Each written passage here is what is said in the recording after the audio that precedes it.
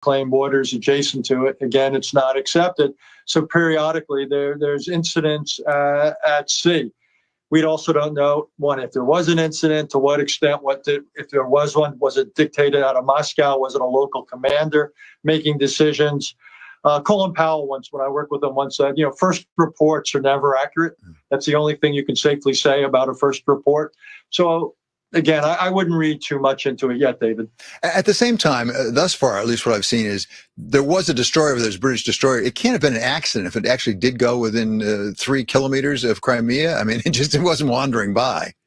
No, because periodically there's incidents where U.S. or British or somebody else's ships transit waters that they believe are international. Similar things happen in the South China Sea with China. This is a constant source of friction when somebody makes territorial claims and then water claims based on those, and we say we're not accepting it. And the question is whether there's pushback. It doesn't change any of the fundamental positions. It may be a source of an incident, but it doesn't change the basics. How similar to the South China Sea is we take warships in there to make sure that China doesn't think it has territorial waters? Exactly. I mean,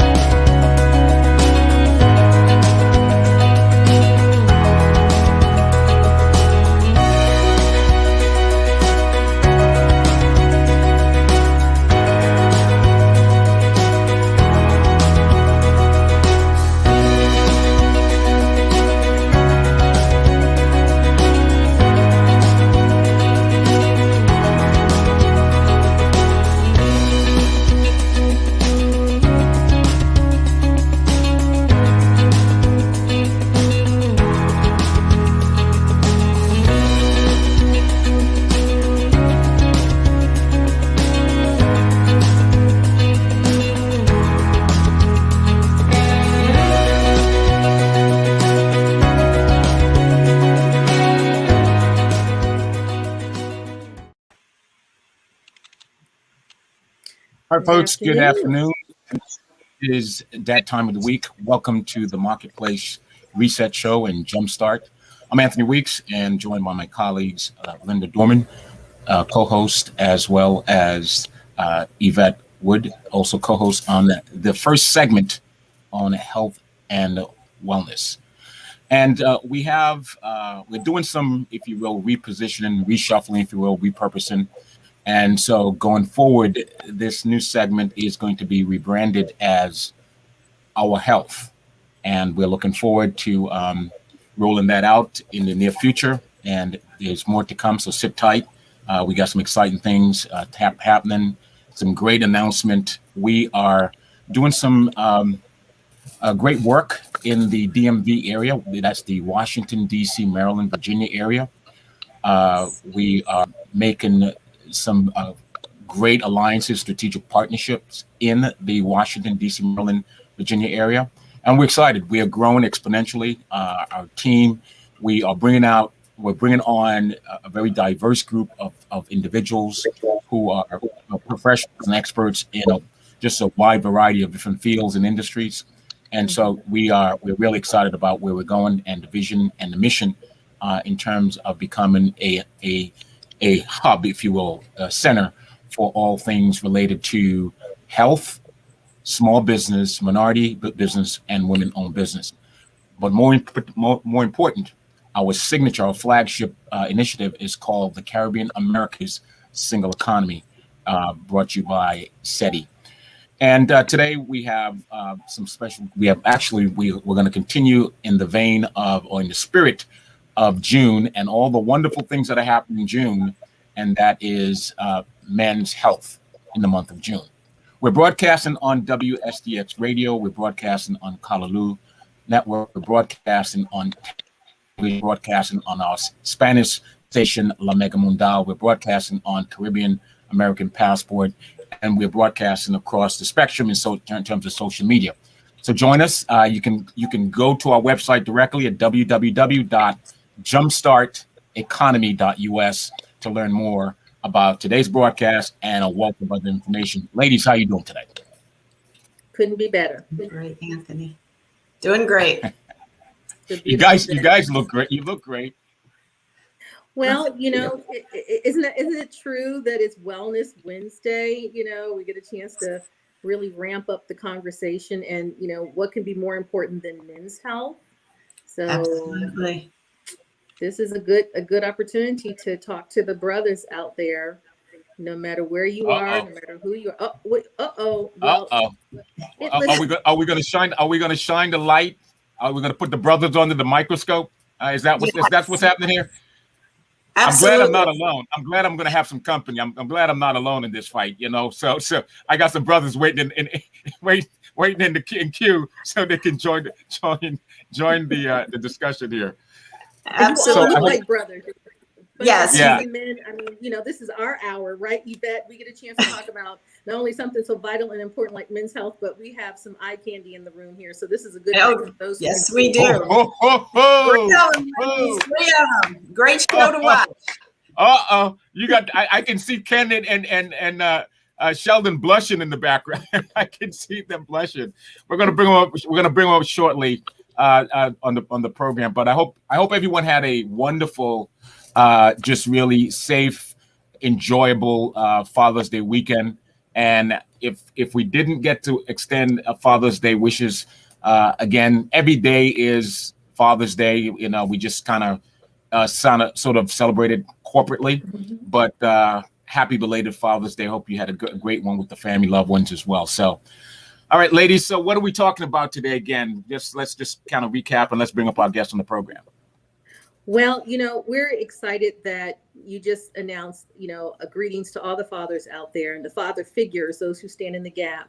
And what's important in standing in that gap is that they are at their best health, that we address men's health. June is Men's Health Awareness Month, as we talked about on the last program. And so we have two amazing consumers of health, guiders of health, examples of great health, and really responsible health in both our guests today. So I'll let Yvette share a little bit so that our co-host can have some talk time about Sheldon, because he is a dynamo, and then I'll share our second dynamo panelist for today. Thank you, Linda. And I'm so excited for this segment because men, right? They have these cars and they're out there and they're waxing and they're washing and they're changing the oil in the car and the tires are shining and everything is perfect about these cars. Well, what about our bodies, men? I mean, why are we not doing this with your bodies? Why are you not going to the doctor and making sure that your body is in the same shape as your vehicle, right? So my guest today, or our guest, is the esteemed Sheldon Ingram. He is the owner and founder of Unique Wellness. He is a certified holistic health coach. He is also a reporter for WKE in Pittsburgh. He is a scuba diver for the Pittsburgh Zoo. He is a cyclist, ladies. He is a chef. He is a tennis player. And mostly, he is a profound actor. I can't say enough about this guy. He is everything, but he's not a sharer. He does not shell his kale chips, but that's okay. He makes up for it in everything else he does. So welcome, Sheldon. We welcome you. Thank you so much. And I'd like to address all of you as beautiful people with a special designation for the beautiful Linda and Yvette. And gentlemen, Ken and Anthony, it's a pleasure joining both of you as well. Fantastic. Great. I can see that. I can see that S on your chest, man. You're like Superman. I mean, after that CV she just run down there, man. I'm like, geez, I want to walk out the room. I feel like, I bring nothing. Because let me tell you, hold on, because you might want to run out the room after this, because right alongside Mr. Sheldon is Mr. Ken Waller. who is from the DMV. Mr. Ken Waller is the president and CEO of an organization that is called Fatherhood Focus. It is a critical organization to address the disparities among men knowing, serving, and pouring back into particularly young teenage fathers the values around personal responsibility as a father, the joys of being a father, the critical economic opportunities and training and workforce development. But today we're going to talk a lot about how do we keep those gentlemen, those young fathers, healthy. And Ken works with a very challenged population that often is overlooked, often is not a part of the front line, but really the last of the line. And to let them know that there is someone who has their back and really understands where they're going. I mean, Ken took a look at what was happening not only in the Baltimore area of Maryland in the US, but also across the country, and connected into the communities that really focus on what we're doing in terms of fatherhood. And I love the name Fatherhood Focus. And Ken is a super guy as well. He has an amazing podcast. And we are just so happy to have Ken back. Ken is coming back for an encore. This is how Superman he is. So we got the dynamic duo as far as I'm concerned, because he has an amazing health story. And to look at him is to know that he is a survivor of many things. And we are just such overjoyed that both of you could join us. And so welcome, gentlemen, to what will be now called Our Health. We're very excited about the segment and where it's heading and what it's going to look like and the things that we're going to do and how we're going to push back from outside of our desks and really get into all things relating to minority health, the disparities, the opportunities, and get us to a place of fully educated around accessing everything that we need to do. So where do we start, Yvette? I mean, we have 1 hour and it's going to go by very, very quickly because we have a lot to talk about. Yes, we do. And let's go back to the introduction with Sheldon. Gentlemen, help us understand, what are the apprehensions? What is it that our men of color do not want to go to a physician on a regular basis and make sure that they're okay? What is that in the mind that says, I don't need to do this? Well, to answer that question, that sense of apprehension from my experience is not relegated to just men of color. There are Caucasian men, Latino men who also face that stumbling block. And I understand that there's a hesitancy for men to take the initiative to see the doctor or to embrace their wellness. But what I've tried to do was to deal with each individual to understand what that obstacle is. And how to break through it, and for whatever reason. And while we can easily categorize men of color as being hesitant, each person has their own story. Each person has their own journey. And I think it's important to connect with that individual or a group of men together to find out which journey, or find out how each journey is affected, and then attack it that way. The backstory is important, but the future and the vision for the future has even more critical balance. And that's what I try to focus on. Thank you. Ken? Thank you, Shelton. That's a very good way to look at it, which is true, because all men have a tendency to be a little hesitant about their physical being. And of course, making sure that those things are taken care of across the board. In my dynamics and the things that I am heavily involved with, especially with the Fatherhood Focus program, we had to really look at the broader picture in regards to people of color. I say that based on the fact that, again, I'm going to refer back to the population that I serve. These guys have a tendency to be hesitant based on the fact of a couple of things. Number one being disparity. Disparity has a way of tying into what I consider being a trust factor now. Mm-hmm. So disparity doesn't give you a lot of options to be or have the type of healthcare necessary to follow up and get comfortable enough to go to the doctors. So disparity plays a very important part in that. Also, too, I found is that historically, we had to remember we had certain things happen like this Tuskegee project and all those types of things, and we teach those things. Another component of fatherhood focus is to teach your history, because if we don't teach our history, we won't even know how to get to our future. So once we start identifying things that happen to us as far as being men of color through this whole passage process, we were always lower than, we didn't have the majority of the opportunities that we currently have. So the lack of knowledge, disparity, and trusting doctors are the biggest and the key factors that I find in my geographic group of people.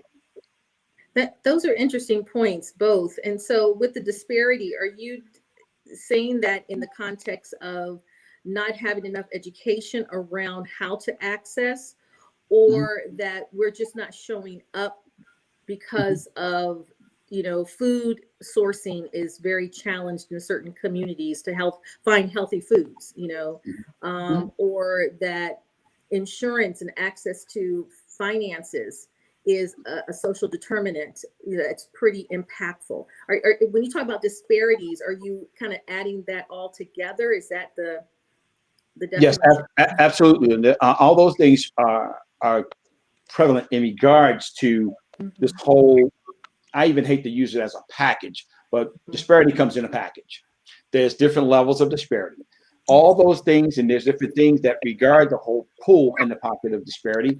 And you can actually identify all those areas that you touched on to be a very, very integral part of disparity. If you don't have a job, you can't buy food, you don't have health insurance, you can't see the doctor. If you're in an area to where as though that, again, you may have, and I find this a lot because, again, my population, you could have mental illness where you may have gotten out of the service or something like that. And to be honest with you, there's a large population of homeless vets that are out there. So they're not even getting the care that they need, and they have access to insurance. So some of those things are really like critical. So that disparity umbrella covers a wide range of things. Again, the disparity doesn't allow us to go to some of the Whole Food stores or the moms or some of these places and Sheldon, I understand you're in the health care and fitness and all, so you understand those things are important. Ken hit on a very important part, and actually a few things, in looking at disparity in its totality. But then when you look at it in a microscopic aspect, as he just brought up in that last point, there are several things to look at in terms of about cultural behavior in regards to disparity and the things that we're taught that are handed down from generation to generation. So I've been in the grocery store many times where I would see someone paying for their food with an access card or public assistance, and their shopping cart is loaded with nothing but harmful items. I don't even want to call it food. I just say harmful items that are not beneficial for their well-being. You take the whole issue that we faced in communities that are predominantly of people of color, where we had to fight to take down billboards that advertise cigarettes and alcohol. Look at the number of liquor stores in the Black community across the country that we've either tried to get rid of or tried to limit, because there's an indoctrination that is fed to people of color with small economic means of disparity, where they are taught to live a certain way. They're not taught to enhance their way of life, either financially, nutritionally, socially, economically. And that's the point that Ken was just driving home a moment ago. And so, I tried to break, I didn't try, but I did, for nutrition's sake. I broke away from that cultural cycle of soul food eating in my 20s. And something intuitively fed into me that said that kind of eating is harmful. It's harmful. And so then I started doing some self-education and started researching nutrition and wellness to understand how food impacts me and how it impacts others. And so I just wanted to reiterate what Ken just spoke of in terms of that disparity factor and how it correlates into all aspects of living, and specifically the way we look at food. That's a very interesting point. So we've got the cultural overlay, that is then generationally communicated. When you said you got rid of your soul food, my heart skipped a beat. I grew up with a father who enjoyed killing every single vegetable, smothered every protein that you could possibly imagine. And we ate like he was from South Carolina. So that meant a lot of parts that were held over from slavery time, parts of the animals that were left over, and that we found it to be enjoyable and a delicacy. And we did the same thing as we grew up. What was put in front of us was no longer acceptable because of that self-education. And that's a point of where we are today. How do we get this message out to our men, and particularly our men of color, who are showing up in the numbers of high blood pressure, cardiovascular diseases, prostate cancers, strokes. What else? Yvette, you're close to the right there at the clinical level. What else are we seeing that's taking our men out? We're seeing an increase in diabetes and high cholesterol levels. Stroke is heart attacks. Most of them can't even walk. I was out walking yesterday with my daughter, and we passed two men, and they were out of breath. And he was like, "It's only been a half a mile." I'm like, "Really?" But he just didn't have the energy level. They don't have what it takes to make it. The interesting thing, Linda, was they're walking around the track with a donut and a soda in their hand. And it's like, and I wanted to say, dude, get a clue, but I couldn't do that. That was not very polite of you, that. But again, it's education. It's education, education, education. But I'm not sure as a woman how to cross that line with men and say, I would like to show you how to eat healthier. Because I feel like I may not be received. I think it would be more well received by a male. Do you all agree? I agree with you, Yvette. And there are 5 areas of life where I say you cannot tell someone how to live their life. You cannot tell someone or dictate to someone how to handle their finances, how to choose their sexual orientation, their religion, their political views, and their health. Those are decisions that people have to make on their own. With regards to health, a lot of times people won't want to make that change until they reach a crisis moment. Now they want to see change. Now they want to seek it out. If they don't sense or feel any imminent danger, they're going to keep coasting as they go along and just ride that cultural behavior that they've been taught for years. And so I think the church, I think places where people normally gather are places where you can offer up signals and send short messages and get into the mindset, whether it's a sporting venue, whether it's church, whether it's a social event. I think these are the areas where people congregate, where men of color congregate. I think little signals need to be sent out that, hey, it might be a good time to start checking up on your health, and here's why. Yeah, if I could touch on this point just a second here, you're 100% correct, Sheldon. One thing that I use this term a lot is that you can't teach what you've never learned. So when we start historically looking back to where we came from, there was always certain stigmas that didn't allow us to grow. Because I can remember back when my grandfather told me, men don't cry. And that stuck with you. However, I was just crying Father's Day when my son wrote me this note that blew me away. So, but I'm just saying that to say that it takes, again, Shelton, it takes people like us. As part of my curriculum, we do have a food nutrition area that touches on these things. I did a project for the YMCA of Central Maryland, and I covered 14 different sites. That was one of the things that I pushed on a regular basis with health and nutrition. And if I can, I want to spread that a little bit further. The last minute is that Sheldon touched on is 100% correct, because we don't go. We feel like we don't need to go. We were waiting around to go.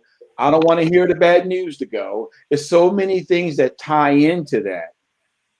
By the time we figure out we have kidney failure, we have all kind of irregular heartbeats, we have this, we have that, we have the other, and it's too late. I just think that we need to educate these brothers. We have to be consistent. See, that's the thing. We can't just wait until Men's Health Month to say, okay, we need to start getting involved, getting these guys charged up. Shelton, you are 100% correct, sir. When you mention that, we have to take these places where these men are congregating and kind of touch on it. Say, hey, man, yeah, have you gotten your blood pressure checked? Have you gotten a little prick to get your glucose checked or whatever? We have to start building that home. And I'll challenge anybody to start making that happen. I'll challenge my fraternities, these different organizations. Let me see you guys go out there and start challenging these other men to bring them into the fold to get them healthy enough that we won't have to talk about shows like this and percentages of us that are not getting proper health care or seeking health and wellness information. We just don't. So we gotta get moving, Shelton. I agree with you, sir, 100%. And Linda, if I may jump in real quick. Absolutely. And Ken, I want folks to pay attention to the organization that can develop fatherhood focus. Fatherhood focus. I'm gonna say it one more time. Fatherhood focus, because I never met Ken before this gathering this afternoon.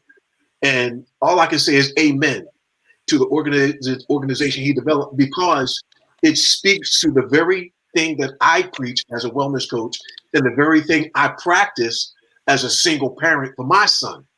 And when my son came to live with me, when he was in middle school, my creed was I refuse to allow the streets to raise my son. Okay, that's the first thing.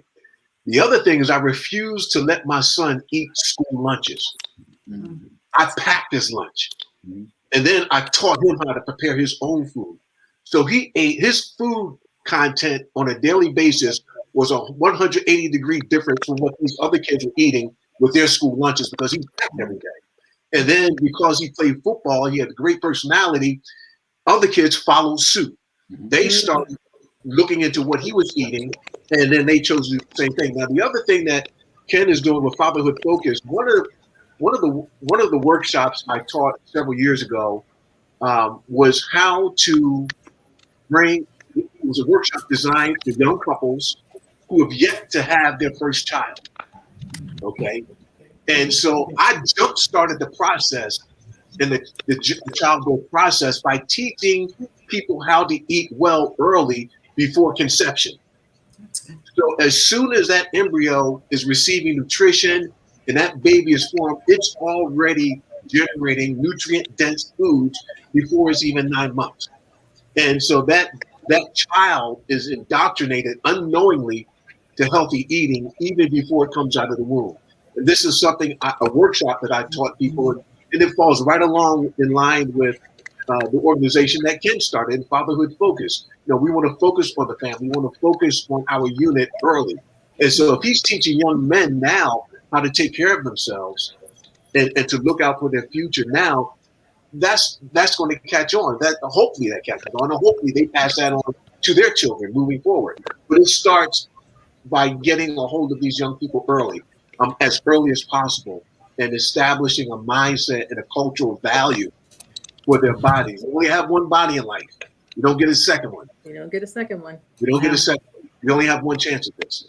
Well, with Anthony here, and I want to pick up on all of what the two of you just talked about, but when Anthony plugs in at about this time, we're about to head into commercial.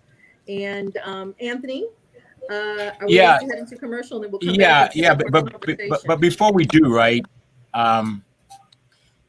like everything else, just the fundamental difference between the gender, right? Men, women.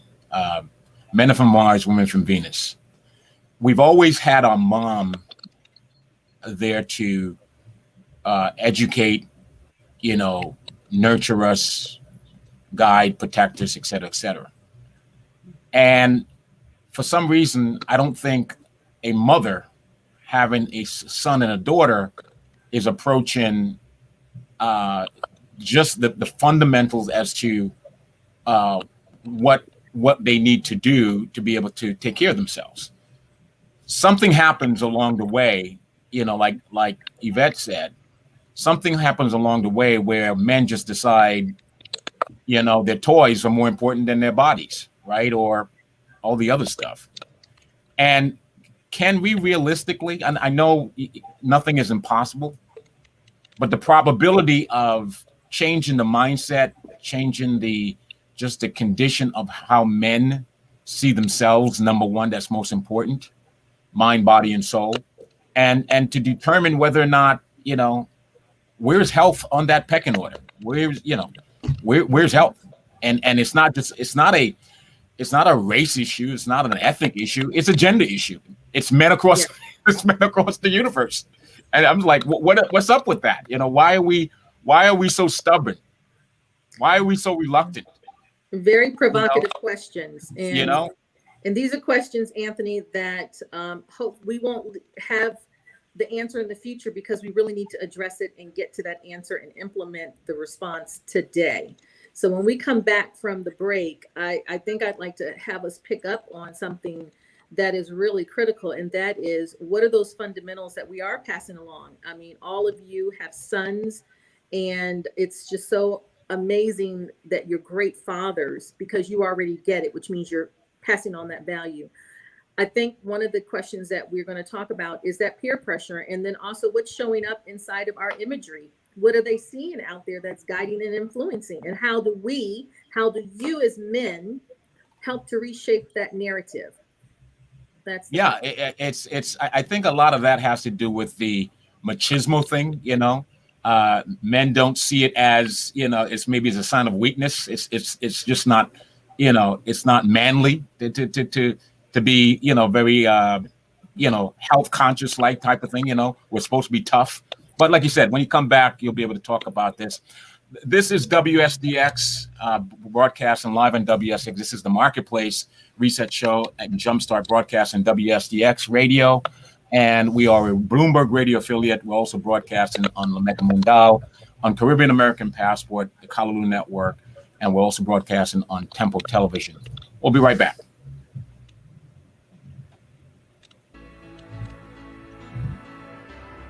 Small business is a part of all of us each and every day. It's where we eat, it's where we shop, it's where we go to meet our friends and colleagues. In the wake of COVID-19, our small business community desperately needs our help. We must do our part to help our local communities to once again thrive.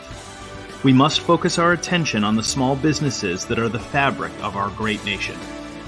SureUp is a network of small business owners, their employees, and local consumers all working in unison to support each other. By creating incentives for consumers to think local before considering regional and national providers to fulfill their needs, we create local job opportunities and rebuild our communities.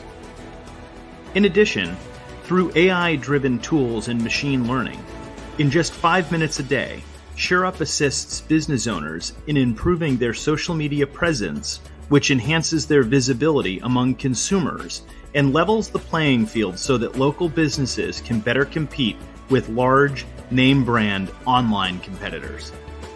When local businesses leverage the SureUp platform, full-time and part-time employees, whether W-2 or 1099, are rewarded with a variety of voluntary perks and member benefit options.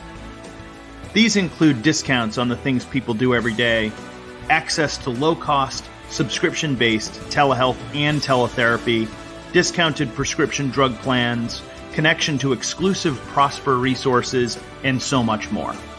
All for less than the cost of a cup of coffee each day.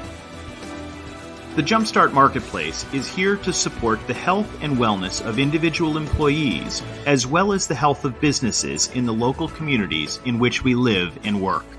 We're all in this together, so join us as we reinvigorate our local community and improve the physical and financial health of working America.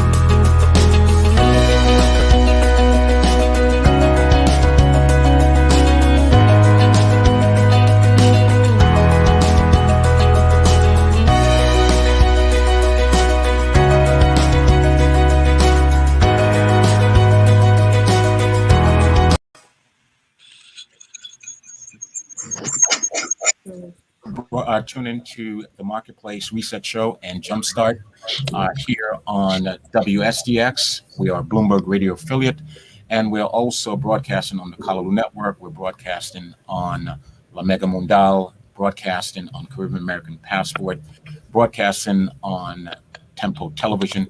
Welcome back to the program. This is segment number 1 on health and wellness. And going forward, the new branding for this, our health-focused programming is Our Health. And that is going to be led by our colleague, Linda Dorman, in that progress we are making within the healthcare space. It's an important space because health care and wellness is an absolute. If the pandemic has taught us nothing else, what is it? It literally has exposed how sick we are. When I say sick, health-wise, in terms of the wellness and health of the people of the United States. But most important, when we look at the issue of health across color, or just ethnicity, that it's even more problematic in terms of people of color. So we're having this conversation. We are having a conversation on men's health, because June is also the month in where we focus on men and their health concerns. And so we're having this conversation. We have with us Ken Waller, and we have Sheldon Ingram on the program. Linda and Yvette, you guys are doing a great job. Looking forward to continuing to hear more about the conversation. Well, let's do a little deeper dive into why this is such a critical. So we talk about history. So we got to know some numbers. So when we think about men's health, African-American men, and we'll use that as an example, because African-American men of any other ethnic group or racial group by far is the most disparate in terms of life expectancy, in terms of various health issues. They rank number 1 in terms of mortality. So when we think about that, African-American men are 5 times more likely to die from HIV and AIDS than white men. They have the highest rate of prostate cancer, something my father suffered from, in the world. And African-American men, compared to their counterparts and white men and others, suffer stroke at 40% more, die from it. So there, and I could go on and on and on, and all the statistics are dire. So it becomes what Sheldon and Ken have alluded to and have spoken on, frankly, in deep, and that is education. There's that generational education, and you two are doing a phenomenal job, it sounds like, in addressing health disparities within your own families by educating the next generation. The question that I have is, how did we encourage a new narrative around not just the numbers that are dire, but really the opportunity to tip the hat? Do we need to get the celebrities? Do we need to get the sports? I mean, you would think that the sports leaders, all of our basketball players and football players who live with their bodies as a major part of their multi-million-dollar wealth generation, because they cannot obviously play their sport if they're not in tip-top shape.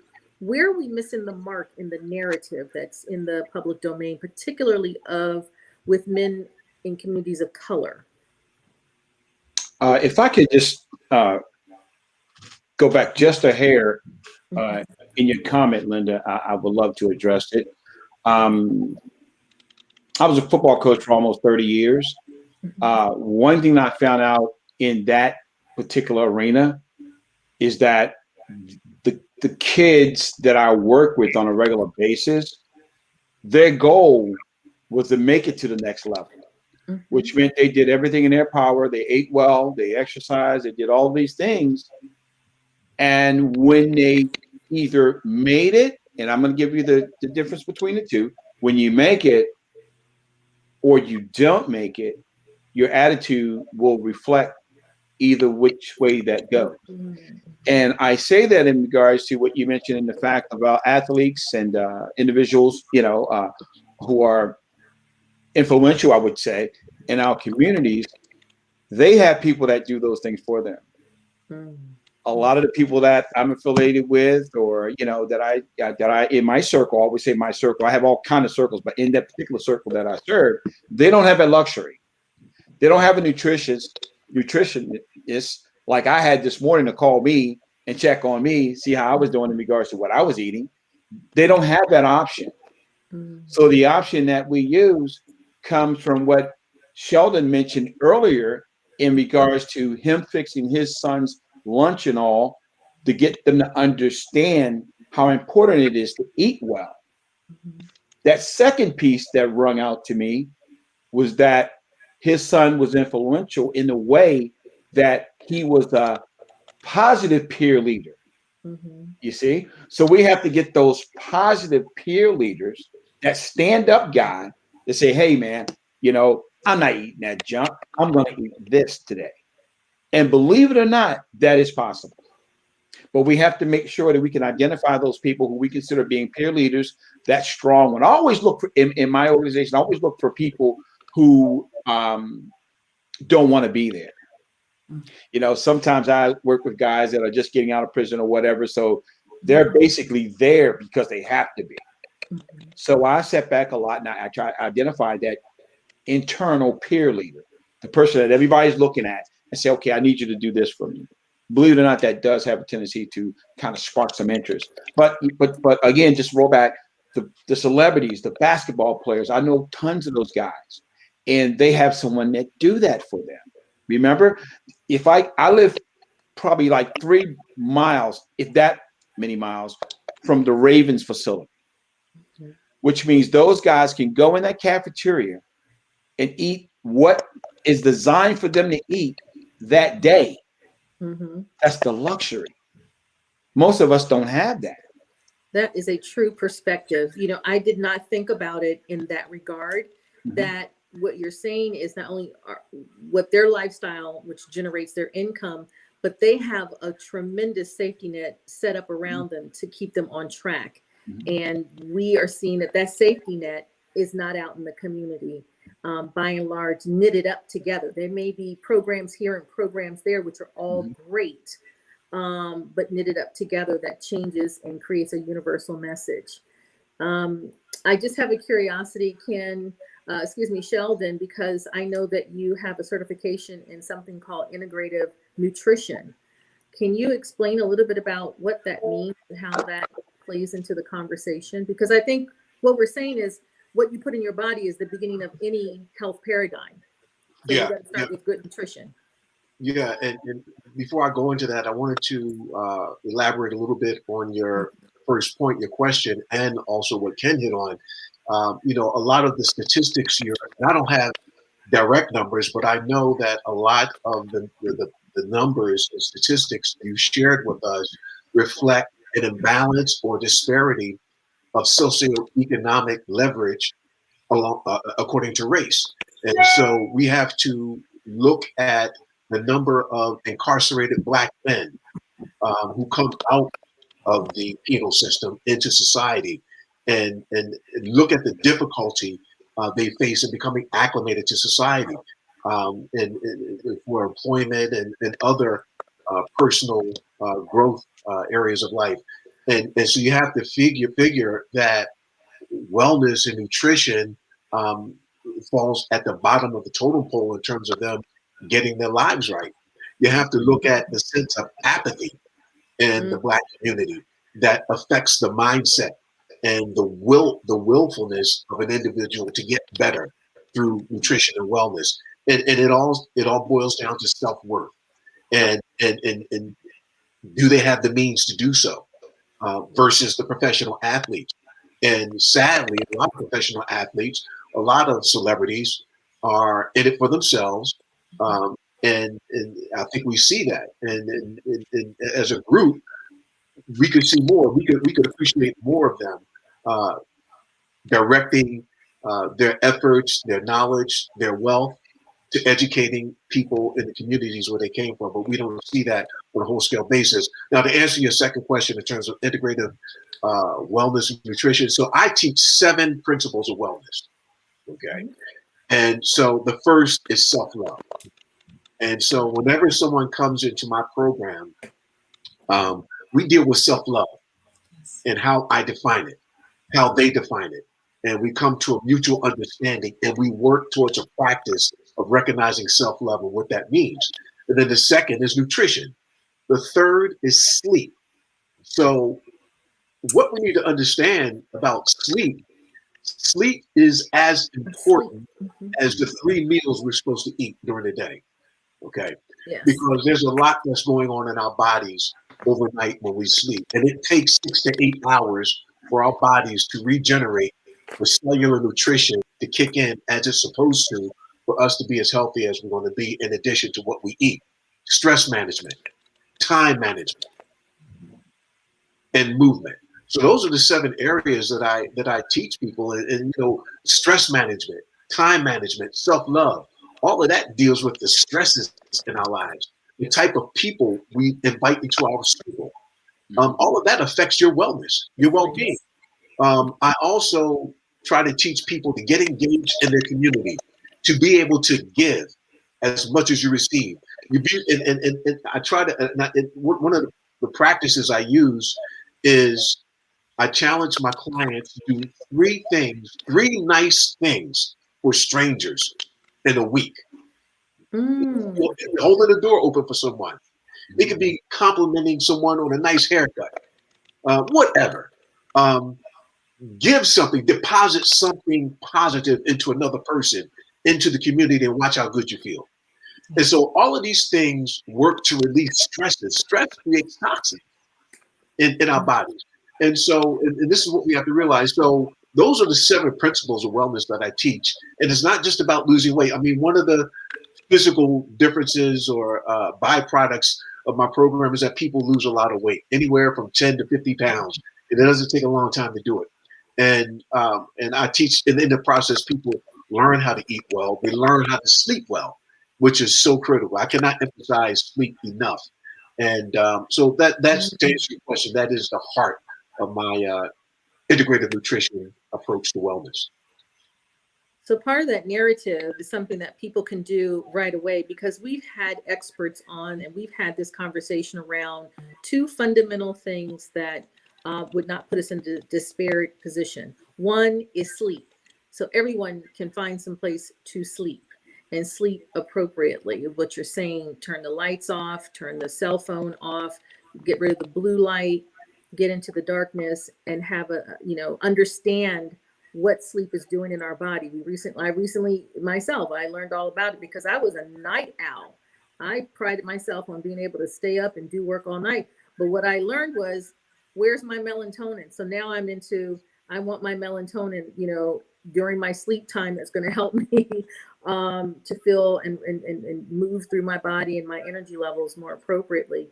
But you said something that I think, and the second is water. So let me just making sure you hydrate yourself and what that actually does to your body on a regular basis with enough hydration, which I think is critical and important.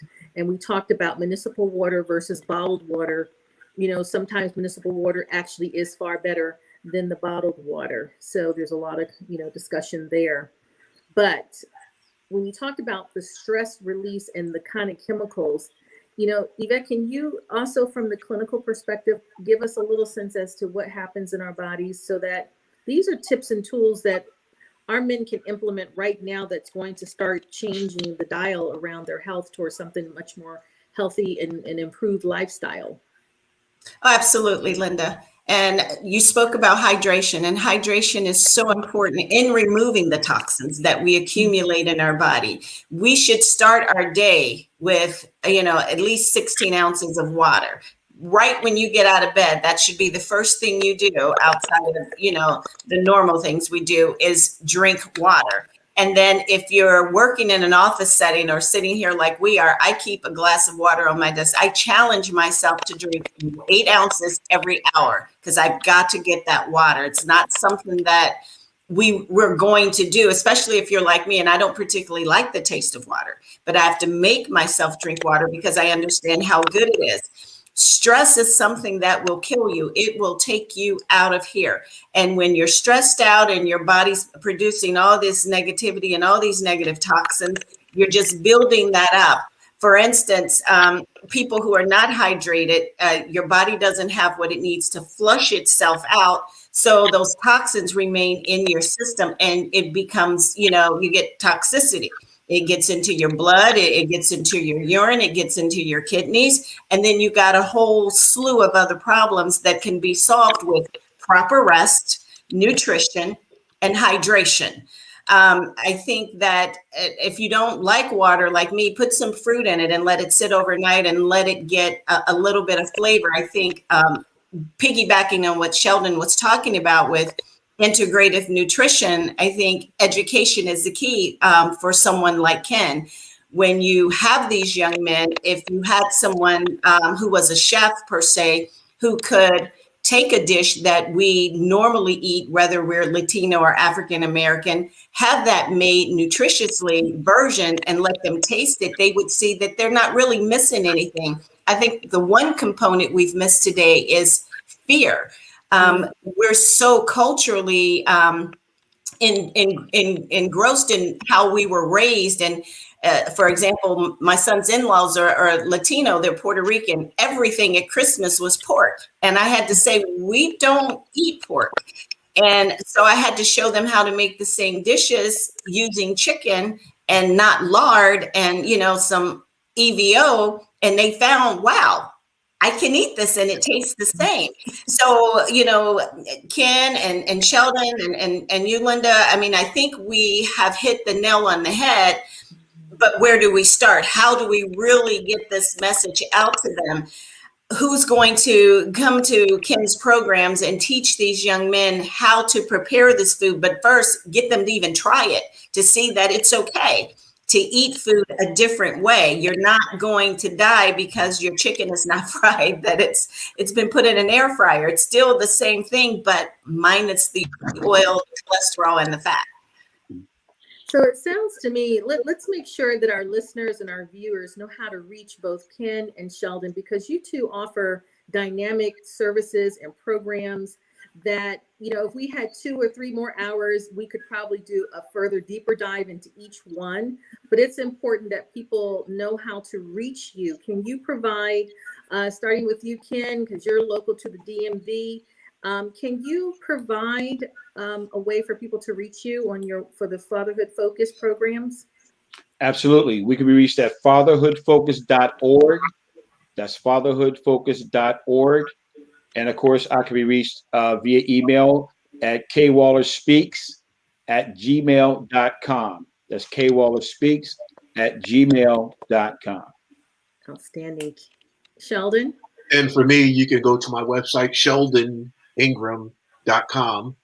That'll put you on my health and wellness website. And if you want to email me directly, it will be at Sheldon@Unique Wellness. And unique is spelled UNIQ.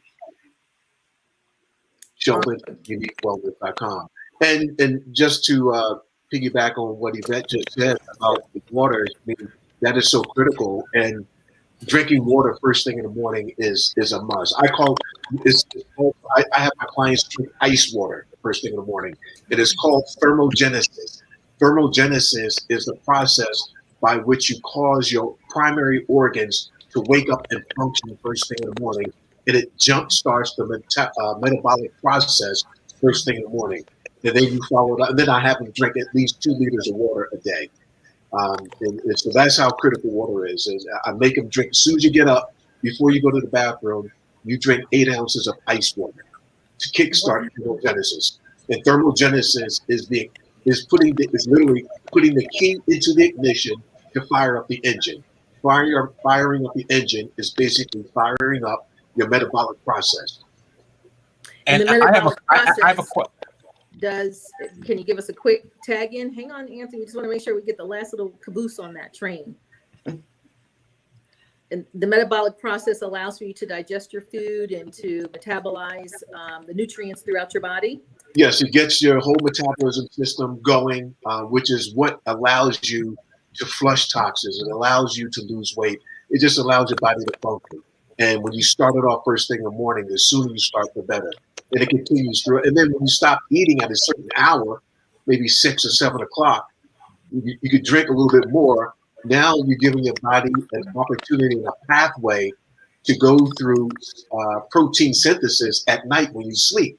And then so after your protein synthesis and cellular regeneration happens at night during that 6 to 8 hours of sleep, now you start your thermogenesis all over again in the morning. Wow. So that's part 2 of this show, of this program and conversation, and that is the anatomic benefits of what we're talking about. What actually happens in our body that creates aha moment. Anthony, were you trying to say something? I know I'm just hanging on to every syllable. I know. I defer to you all the time. No problem. Just on the water thing. I mean, we're out of time, but I just real quickly. This is directed to Yvette. So, ice cold water, room temperature water. I was told room temperature water is healthier for consumption purpose than cold water. Is that how does that is that sort of go against the drinking the ice cold water? Because for some reason someone said it's really healthy to drink just room temperature water and not ice cold water. Anthony, actually, that's a myth. The thermogenesis that Sheldon is talking about does work. You drink that ice cold water in the morning, like he said, not only will it jumpstart your system, you will flush your system. Most people after drinking that have a bowel movement, which is removing the toxins from your system. Everything comes out when you do that thermogenesis. Now, if you want to spend the rest of your day with room temperature water, that's fine. But that first glass in the morning should be ice cold. I'm sorry that, I'm breaking, and that's something, Linda and I want to do on this show. We want to break down the myths and give you the truth. This is our health, and it's important that we do it right.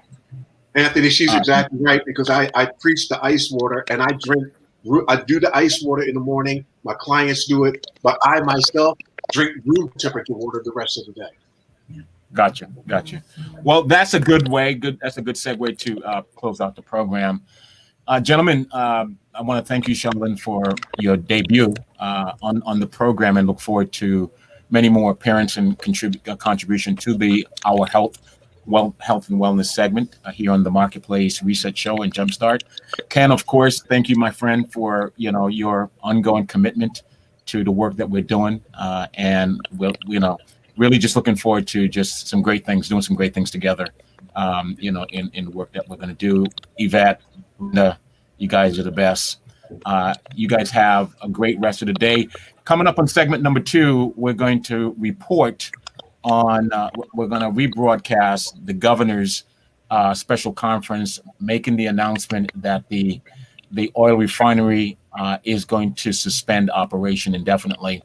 And so on the segment of business, economy, and public policy, we're going to take a look at that. We're going to have a review of that, and looking forward to having that conversation on segment 2 with my colleague on the Marketplace Reset Show and Jumpstart. Until next week, guys, this has been another installment for segment number 1, Health and Wellness, rebranded as Our Health. We'll talk soon. Outstanding. Thank you, everyone.